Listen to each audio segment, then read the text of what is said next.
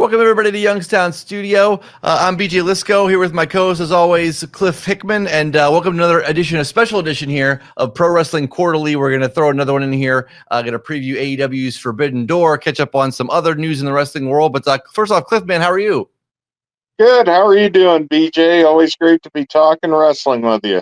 Yeah, absolutely, man. I'm glad we're able to sneak this one in. Forbidden Door coming up is it Saturday or Sunday this week? Sunday at 1 p.m. our time. It's over at the O2 in London. That'll be a fun show. I mean, I love all wrestling shows in England. You know what I mean? Because like when they send over WWE or AEW, like the crowds are just so hot. Like so, it makes it so much more fun to watch. You know what I mean? American fans sometimes are spoiled, and you can get these big shows, and then a crappy crowd kind of ruins it for everybody. So they usually don't have that problem in London. Yeah, and Dynamite's going to be in Scotland. I think that crowd's going to be hot too this week.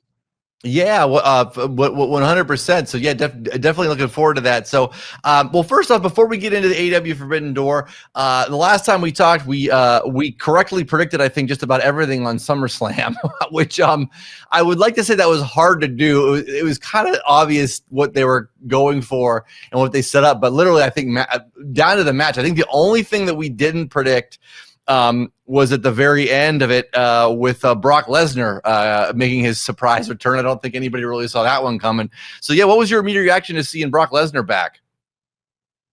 I was surprised. I don't think anything has changed with his legal status as far as I know. I realize it is a civil suit, and we had looked into this before around WrestleMania time. You mentioned how bad was it. And I said I knew he was mentioned. I didn't know. Maybe it was only a couple times or whatever. I looked into it. He is mentioned 45 times in that lawsuit. So, yeah, he's an ancillary character in the Vince McMahon thing. But, I mean, 45 times in that lawsuit's quite a bit. It feels kind of gross. It feels kind of dirty. It feels kind of nasty. But they're that franchise. That sort of thing. If you look at their actions specifically over the last few months, it's just on brand for them. The Saudi Arabia thing has been going on for a while. That always feels kind of icky. It's getting worse because they said they're trying to do like a second WrestleMania over there next year or something. Did you see that article? Yeah, I'm already not looking forward to the fact that, because Royal Rumble's from there next year too, isn't it? So that's going to be a noon start or whatever, which is terrible. So I'm already not kind of into that. But yeah, you're right, man. WWE just doesn't. They always circle around it. You know what I mean? Like there'll be something shady kind of going on, and then they play up. Oh, but look at all this charity, and look what we did. Look at the example this year was. CM Punk had spoken out against Saudi Arabia and stuff before about going there and all that, and then it was like, you know what I mean, like let's spin it like he's going to apologize, and they always have this way of just skirting around it. You know what I mean? And I understand why Punk did that. He's getting paid a crap ton of money to be there, so obviously he's going to apologize because he's got to go there. But that is probably in danger. They cut a journalist up and put him in a box, literally. And if you read Jamal Khashoggi's articles, they aren't that crazy. He's just saying, yeah, free speech is a good thing. Maybe we should have that. And they're like, well, it's just. I was afraid for him, and I don't even particularly like CM Punk, but I know you're in survival mode. You got to do what you got to do at that point. Yeah, I mean, WWE, it just, like I said, they have this way of just, there'll be something controversial or something, whatever. Like, I mean, all the McMahon stuff. I mean, there's been stuff for years and years and years, and just, yeah, like it comes up and then it just kind of gets just sort of washed away, or they just ignore it, or it's what, so it's, getting back to Lesnar. I don't know how, he's obviously named a bunch in the lawsuit and stuff too. But again, like we had said before, I don't think anything is going to come of this lawsuit. I think this lawsuit is eventually going to go away. I just not without substantial, money being thrown around by Vince McMahon to make it go away. But yeah, I just don't think it's just going to be another thing where it's going to be all this sort of noise about stuff, and then it's going to get drug out for so long, and then eventually it's just going to be like, how it normally works is McMahon has got so much money, and his lawyers just end up beating the hell out of whoever is trying to sue them or whatever sort of going on, and he just plays this long game with it until it eventually sort of goes away. So I mean, I would be shocked if anything substantial comes out of this from a criminal sort of thing, but yeah, again, I could see McMahon at some point throwing enough money out there where it gets settled and yeah, I mean, it's just sort of par for the course for WWE and some of the some of the unsavory shit that they tend to sweep under the rug. Well, yeah, the real question now is Vince McMahon going to show up at, say, John Cena's final match? I don't know that you can take that off the table now. They're such a gross, disgusting company that, yeah, that could happen.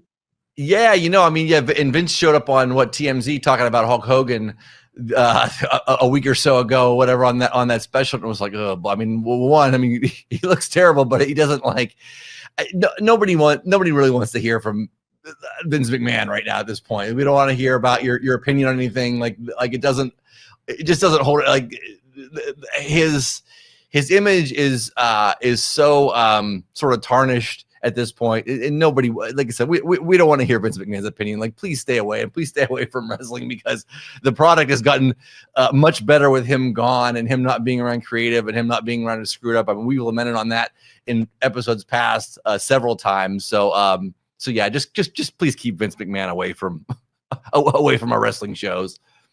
Yeah, I mean, I don't know.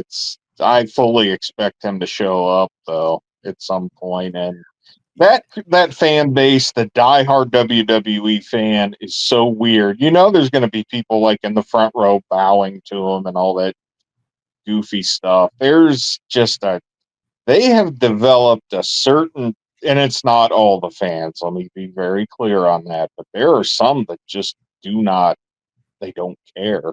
Yeah. Hey, here's a question for you. So, we saw sort of a little bit of a mixed reaction with WWE honoring Hogan after Hogan passed away, and they did the tributes and stuff, which we talked about on the last episode. What happens if Vince McMahon croaks here in the next 6 months to a year? What does WWE do on that show? Do they acknowledge him? Does he get the however many bells salute? I thought about the other day, like, what would they do if he passed away right now with all that stuff going on? Do they acknowledge it at all? Like, would it be like that? Would you talk about Hogan being divisive and being sort of a weird kind of thing? Like, I think it would be 10 times more controversial and worse if McMahon was there and they honored him really I mean, outside of just a passing sort of mention, maybe Stephanie or Hunter saying something, like they couldn't march the wrestlers out there and like pay tribute to Vince McMahon if he passes away. I mean, could they? I suppose they could. I don't know. And the Hulk Hogan thing is very weird. And I saw some people that were upset about acknowledging Hulk Hogan, and that's fine.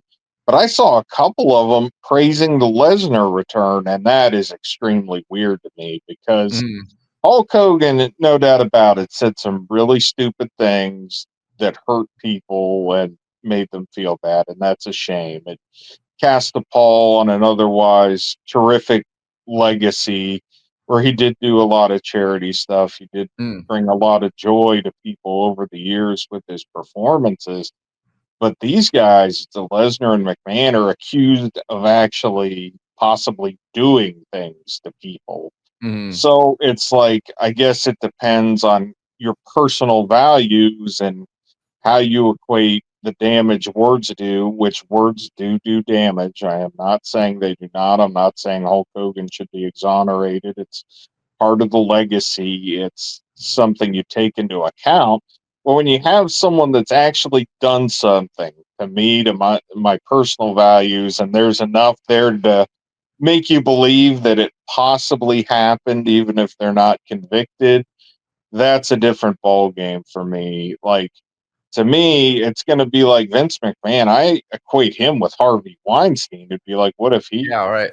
what if he croaks in prison? What are they going to do with him? Same Mhm. thing.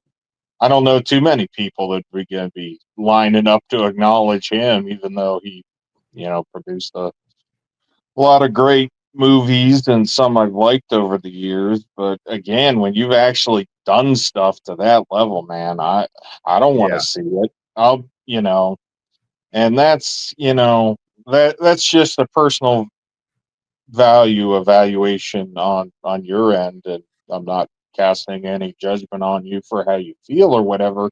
I just find it interesting that, and like I said, I don't begrudge anyone that's upset over words, but at the same time, when you're willing to just jump on the train and be excited about a guy that may have actually done some really shady stuff, I don't know. That's a little makes me feel a little more gross.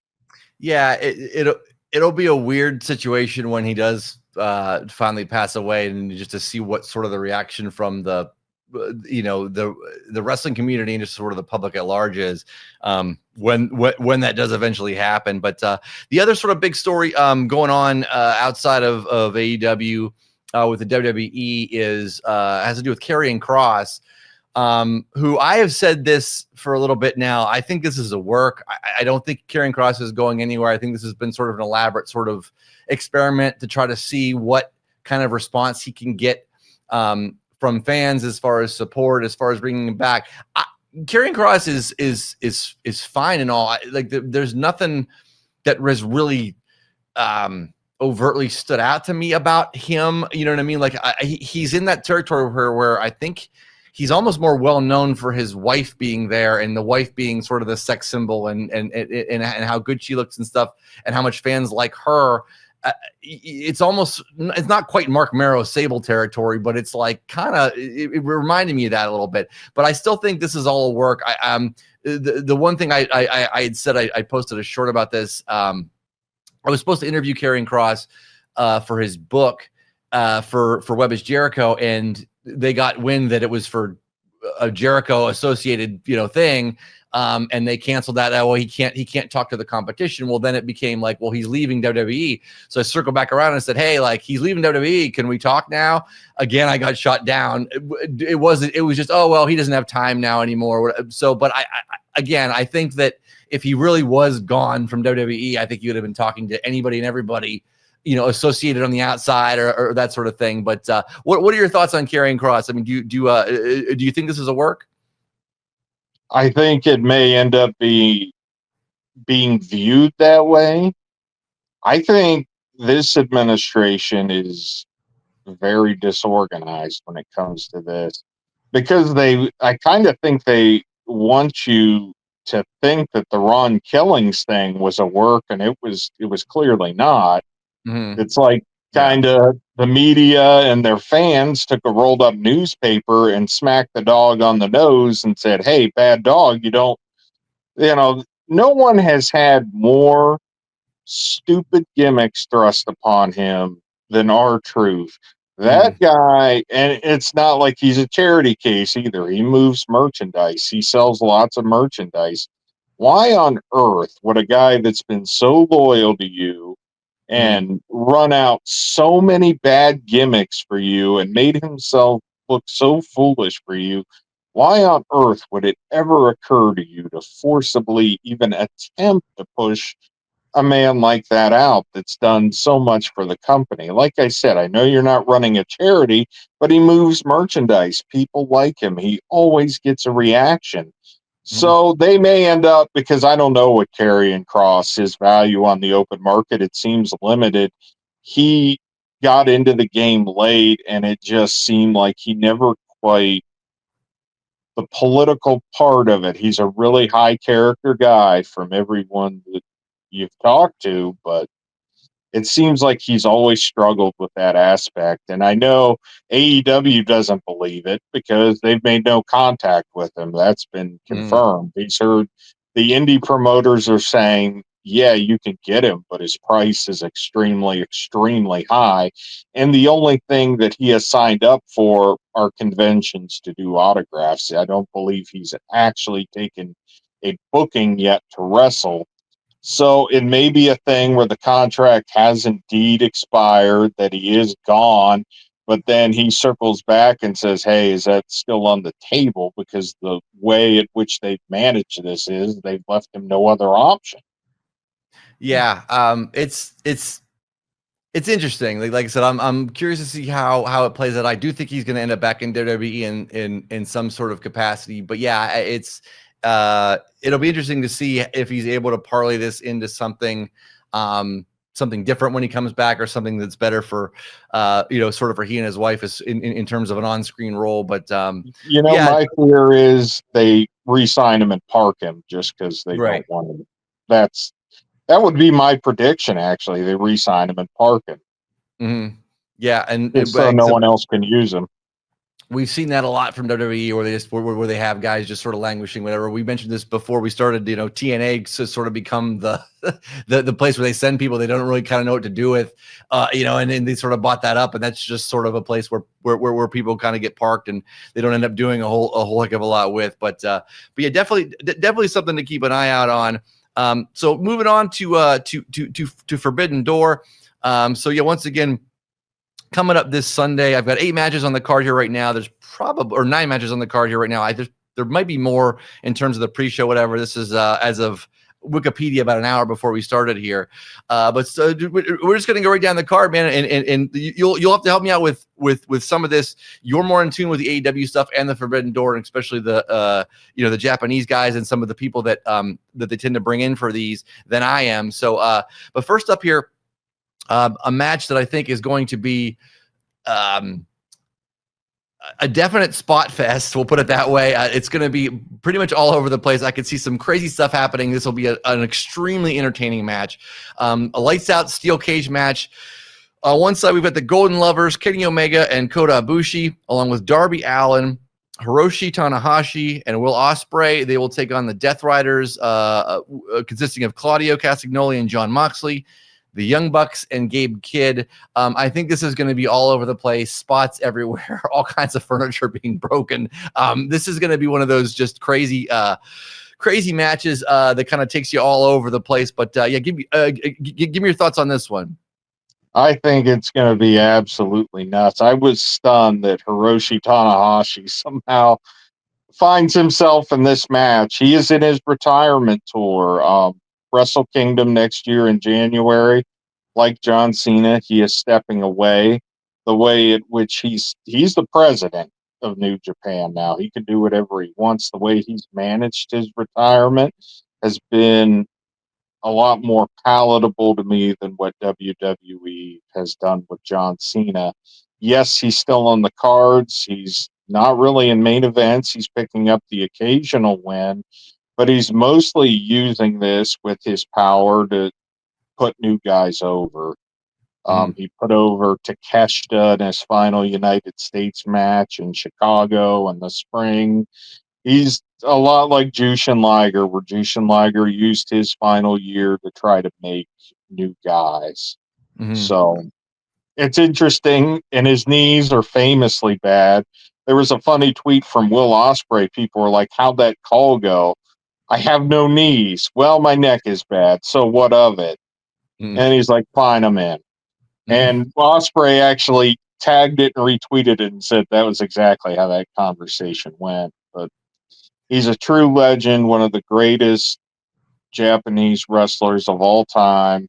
Single-handedly, maybe, well, not maybe single-handedly, there was still Shinsuke Nakamura and some other guys, but a guy that kept that New Japan torch burning in some really dark times.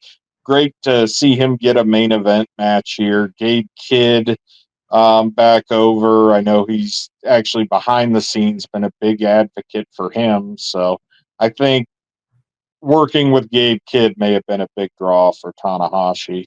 Gabe Kidd was hurt in the G1, their big tournament that Konosuke Takeshita actually won. He can challenge for the IWGP heavyweight title now, held by Zack Sabre Jr. By virtue of that, he beat Sabre in the tournament, but Gabe Kidd had to withdraw with injury, and there have been some guys on the New Japan roster that said, "Wait, how you withdrawn from that? But you're healthy enough for a lights out steel cage match? What's going on here?" So I know there was a little. I don't know if that's real or worked, or I know there was some hand wringing from a couple guys over that. I will say these matches in New Japan territory could get pretty deadly. Will Ospreay's final New Japan match was a lights out steel cage match. It was the United Empire against the Bullet Club War Dogs. One of his partners, Hanare, actually almost bled out. Like, they had to get him out of the cage, and like he somehow managed to come back into the match eventually, but he lost so much blood they were concerned that he might be having a serious issue. So Mhm. with some of the guys in this, like Kenny Omega's older, dealing with diverticulitis. Kota Ibushi has had a rough few years of injuries. Will Ospreay has the next situation. Gabe Kidd, not 100%. I don't know how the Young Bucks could ever be 100% with some of the stuff they do. And the Death Riders are on every show. Say if you like it or not, they are there and they're out there and they're competing. So yeah, that's I kind of worry about the health of the guys in this. I hope they take it easy a little bit. I know that's probably Yeah. they're going to do what they're going to do, but man, there is a part of me that is a little scared. I think it's going to be a spectacle. But yeah, I am a little scared. It's probably going to be a car crash, but it'll definitely be it'll definitely be entertaining. I could see, like you said, with Tanahashi being on a retirement tour, I could see him picking up the win somewhere here. I mean, the fact that the Death Riders and the Young Bucks, I mean, neither are exactly the most popular in AEW right now, so I could see them taking an L here. That would be my prediction: is somehow Tanahashi ends up, is securing the pin here, and That or I could also see him taking the fall for Gabe Kidd, which is someone he's a big supporter of. So I think those are the two most likely scenarios: is that Tanahashi picks up the win, or Gabe Kidd picks up the win for the other side. I think you hit on one of the two most likely outcomes of this. Next up, and we're recording this on Tuesday. Dynamite hasn't happened, which is going to happen here on Wednesday. The Hurt Syndicate, Bobby Lashley and Shelton Benjamin, are going to go up against the winners of the Eliminator Tournament, which is either going to be FTR or Brodito, correct? So this, I mean, I'm interested to see, regardless of who the winner is, I'd be interested to see this match. I think it's going to be good. I had heard that they were trying to get FTR back into this title picture in one way or another. So I would think that they would win. That's who's going to end up going to Forbidden Door. I mean, it's hard to keep FTR off of another one of your marquee events. You know what I mean? I mean, they were in the pre-show the last run against the Outrunners. Like, it would be. I don't know. It's hard for me to not see them on this card somewhere. So, what are your thoughts? The first, who's going to win as far as FTR and Brodito, and then sort of from there, what do you think the outcome of this AEW World Tag Team Championship match is going to be? I guess the interesting thing with this is the report from Sean Ross Sapp that came out a week ago at MVP, and some of the things he's advocating for the Hurt Syndicate. Apparently, from what I gleaned, and I didn't read the original article, so that's always dangerous. You don't know what the context is, but I think they said he really didn't want the Hurt Syndicate working against FTR. I hope that's not the case, or I hope Tony Khan just overrules it. So that's what we're doing. And I understand MVP advocating for his guys.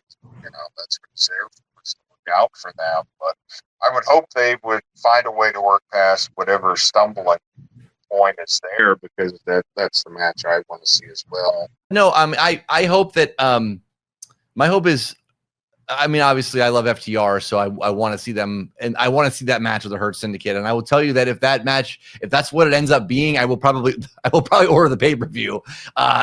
Like I won't watch highlights after whatever. I'll probably get it live, just because I really want to see that match. And I think that's that they could go a number of ways with that. I would love to see an FTR Hurt Syndicate Like, give me a trilogy of that. You know what I mean? Where they go back and forth. Like, I think that'd be fantastic. Tag division suddenly very hot in AEW. We talked about it at the end of last year. It felt maybe a little depleted. That has been fixed many times over, it feels like. The Gates of Agony, some of these other guys, I really like Blake Christian and Big Shotty Lee Johnson. I know they're not picking up many wins, but that's a fun team to watch. And Blake Christian was bouncing all over the place last week for in a squash loss, and it was pretty funny to watch. They wrestled Kyle O'Reilly and Roderick Strong on Collision, and he was taking clotheslines and doing backward flips off of, I mean, it just looked incredible. It was great. I think they have so many talented teams. I love tag team wrestling. It's something WWE still doesn't emphasize, and man, they've got some great teams right now. And Edge and Christian are back too.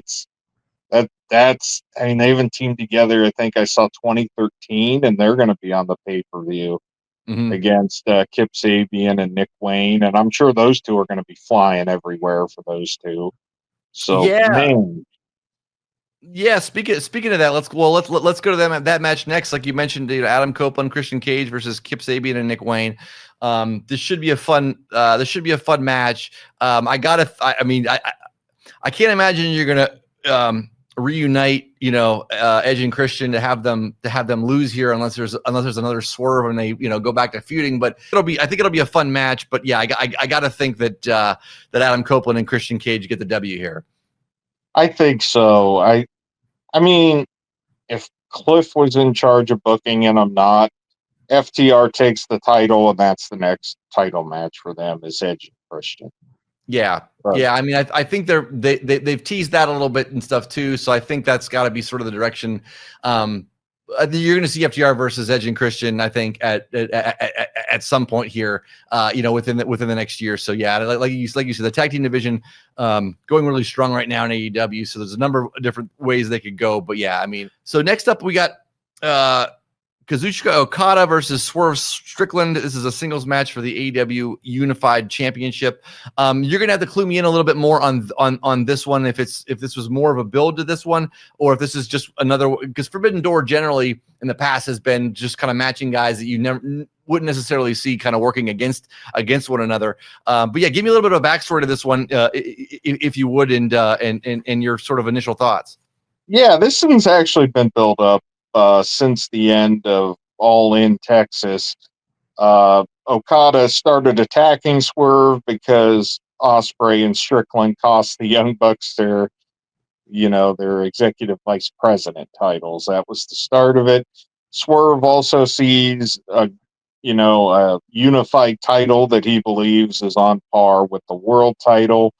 It's someone he's never faced, so that's basically the story. Okada's upset that he took the title or the title of EVP from his friends, and Swerve sees a really prestigious prize that he wants. And this will be great. Big match Okada on a big show always shows up. I think this has a possibility to be something really special. Next up, we have a singles match for the AEW Women's World Championship. Athena against the champion Timeless Toni Storm. We've talked about Toni Storm before.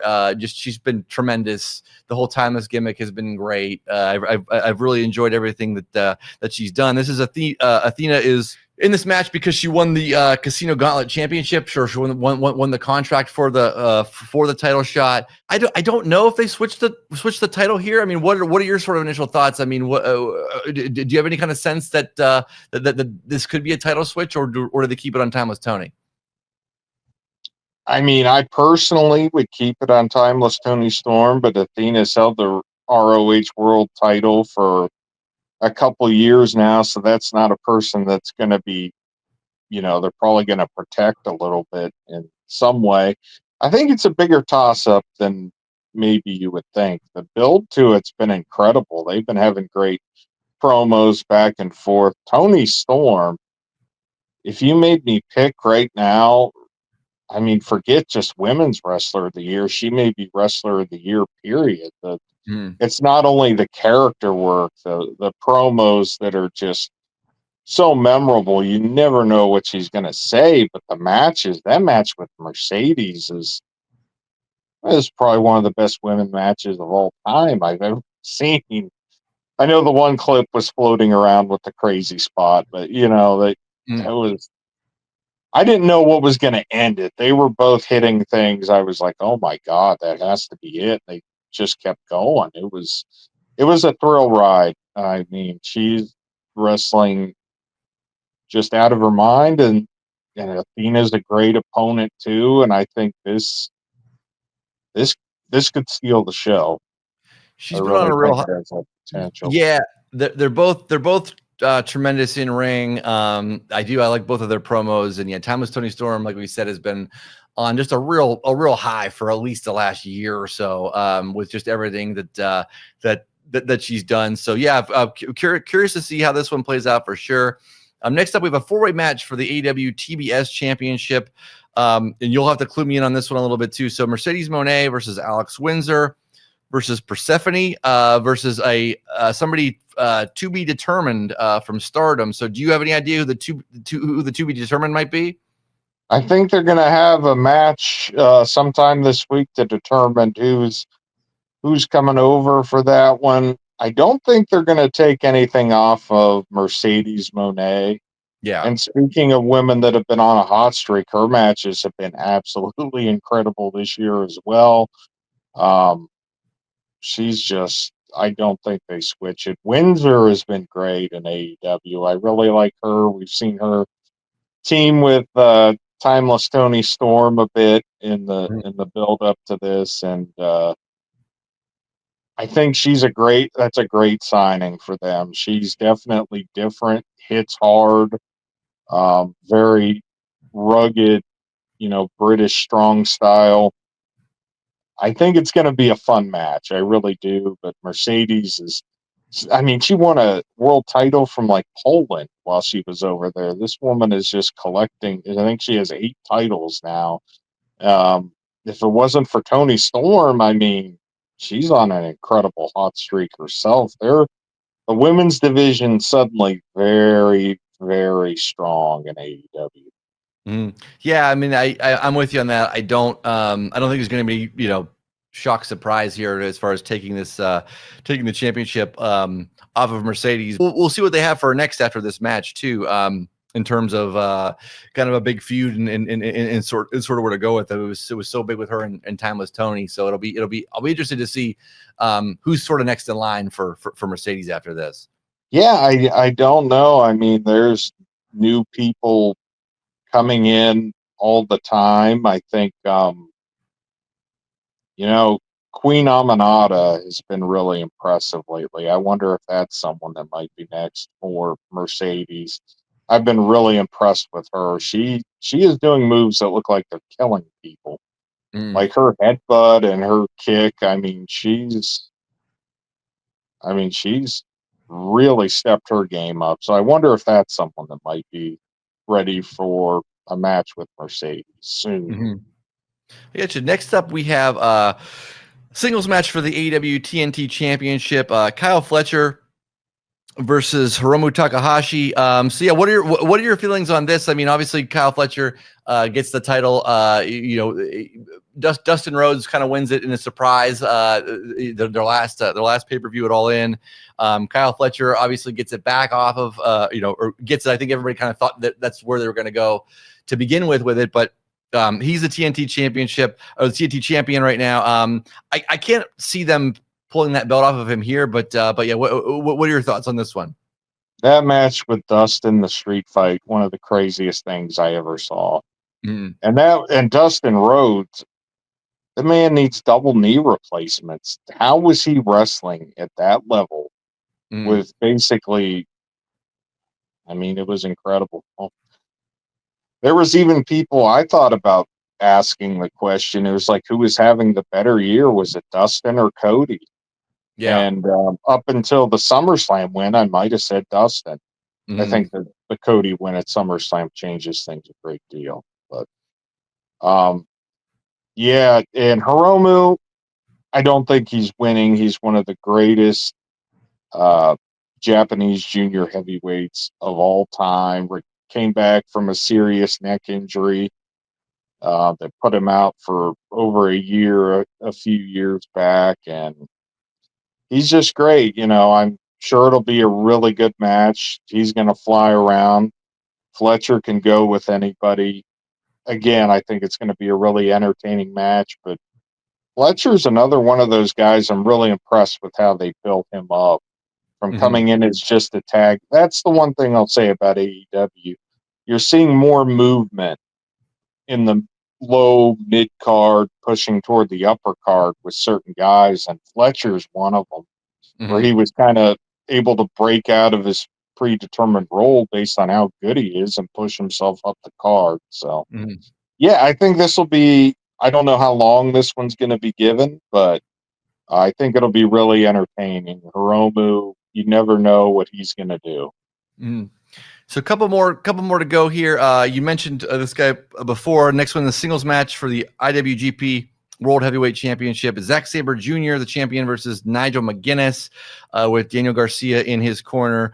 Nigel McGuinness has been sort of a fun story. It's been cool to see him back in the ring and sort of back kind of mixing it up, coming off of the announce desk. I don't necessarily see him beating Zack Sabre Jr. here, but you would know a little bit more about this one than I would. So, yeah, what are your thoughts on Zack Sabre Jr. versus Nigel McGuinness? It's going to be a great technical match. It's going to be something very different that you'll see on the card. Zack Sabre Jr., I mean, the technical wrestler award from the Wrestling Observer is named after Bryan Danielson while Danielson was out with a concussion. Sabre Jr. was winning the thing every year to the point they may need to rename it the Danielson Sabre Jr. Award. Mm-hmm. He's to that level. He's kind of the heir to Danielson's style. Very unique. Obviously, Nigel McGuinness, very technical wrestler himself. This one does fall into the category of dream match you thought you would never see. I Mm-hmm. think it's a unique opportunity. I don't think Nigel will win. The one thing I wonder is if Garcia might play into this somehow. Maybe Mm-hmm. turn on Nigel. I don't know. That's just a thought because they've been hinting that with Garcia. I know Don Callis has been pushing him to say, "Hey, you were great, but you keep listening to Matt Menard, and he's costing you." Mm-hmm. Yeah, definitely, definitely something to watch out for there. And like you said, I'm not necessarily so sure you'd have him sort of on the sidelines in this match if he wasn't going to play some sort of part in it. Our last match, a singles match for the AEW World Championship, Hangman Adam Page, the champion, versus MJF. I think this match is going to be phenomenal. I don't necessarily think that they switched that belt that fast though off of Hangman Adam Page. As much as I love MJF, as much as I do want to see him be AW World Champion again at some point, I don't know that they do it this quickly. I think this is going to be almost every match MJF has is good, and I mean, and he's a guy that just his character is so over, and he doesn't have to do a whole lot of crazy stuff. He can have a singles match kind of with anybody, and it's entertaining and it's good. We know Hangman Adam Page is great in the ring too. My gut feeling is that Adam Page retains here, but what are your thoughts? Yeah, great build to this match. They obviously had the match earlier this year that the Hangman won, and that was the win that really started pushing him towards his current arc and him really picking up momentum. I love that, MJF's known for the mind games and to getting into people's heads. I love that last week it was kind of the opposite. Hangman got him to crack and cash in his title opportunity, and you could tell the MJF character almost immediately regretted saying yes in the moment. But Mm-hmm. it was kind of interesting to see that play on things where in a very rare instance, MJF maybe cracked on something that he wasn't willing to do as a character. I think it'll be a great match. These two had a great match, like I said earlier this year. They'll probably give them even more time for this. Going to be very different from the Hangman Moxley match. Hangman can do any style of match. I think this is going to be a really, really fun. I think this is going to be a 5-star classic. They're going to live up to it. I think these two are the present and the future of AEW. I think these are the two marquee guys. This is not the end. I think they'll be going. It's like Dusty and Flair. These two are going to go back and forth forever, I think. Can you tell me why?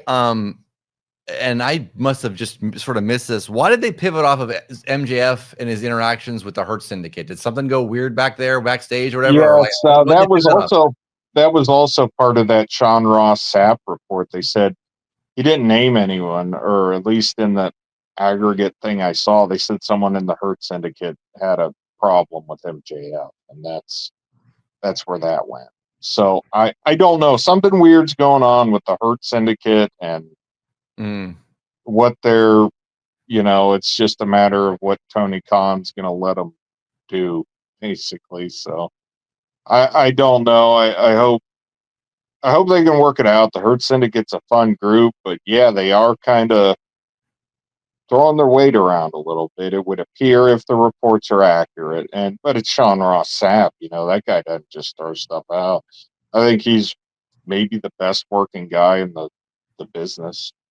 Yeah, certainly if it's coming from Sean Ross Sapp, there's something to it. Now whether or not it's the exact. It may not be 100%, but I guarantee there's some validity to it. Yeah, there's some sort of validity to it, or something got tweaked, or some sort of plan changed, kind of backstage with the Hurt Syndicate, for those reports to kind of come out. And even AEW, I think they even addressed it themselves with the whole Speedball Mike Bailey, and they did the kind of the playful thing on where they're that was funny.